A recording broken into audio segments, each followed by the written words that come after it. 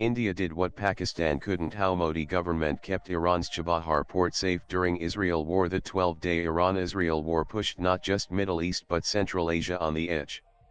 The US and Israel decimated Iran's nuclear facilities, while parts of Tel Aviv started to resemble Gaza, with the incessant rocket firing by Iran, overwhelming Israel's Iron Dome. As global powers got involved, World War III became the buzzword amid the two countries that consider each other beyond sworn enemies. However, the Chabahar port in Iran, a cornerstone of its strategic and economic ambitions to enhance regional connectivity, secure trade routes, and counterbalance geopolitical rivals like China and Pakistan, remained curiously untouched by a missile or drone. Here's how the Modi government saved it. Nanan. The Chabahar port, a critical strategic asset for India in southeastern Iran, remained operational and unaffected by the recent Iran-Israel conflict due to several key factors. Despite escalating tensions, including missile exchanges and airstrikes, the port was not directly targeted, allowing its operations and India's investments to remain secure. Interestingly, 170 kilometers from India-operated Chabahar port is Pakistan's Gwadar port, which started to feel the heat of war in spite of not being in Iran. While Gwadar was operational like Chabahar during the war, Pakistan closed all border crossings with Iran in Balochistan, including those in Gwadar district like Govt, starting June 15.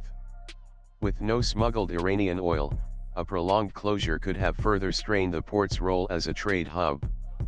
Food, too, was running short in the district according to local reports. Nanan. If Gwadar is a key asset of the China-Pakistan Economic Corridor (CPEC), Chabahar was India's antidote. India's investments in Chabahar port, totaling around 550 million, include direct funding for terminal operations, a credit line for expansion, and contributions to the Chabahar-Zaidan railway.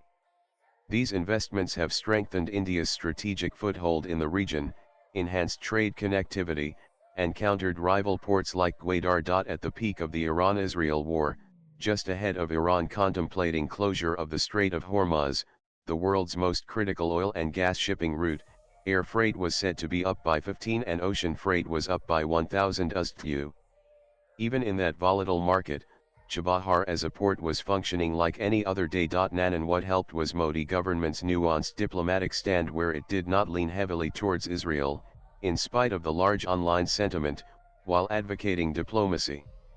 On June 13, 2025, at the onset of the conflict, Prime Minister Narendra Modi received a call from Israel PM Benjamin Netanyahu, where they likely discussed the escalating situation. Swipe left for next video. On the same day, India's External Affairs Minister S. Jaishankar spoke with Iranian Foreign Minister Abbas Araghchi, urging Iran to avoid actions that could further escalate the conflict.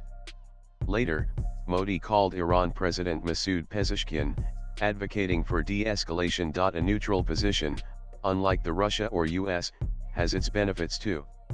It saved two ports. Not just Chabahar, but Israel's Haifa, where despite Iranian ballistic missiles sprayed and a nearby oil refinery, Iran stayed clear of the Indian investments, with cargo operations proceeding normally. Latest blogs.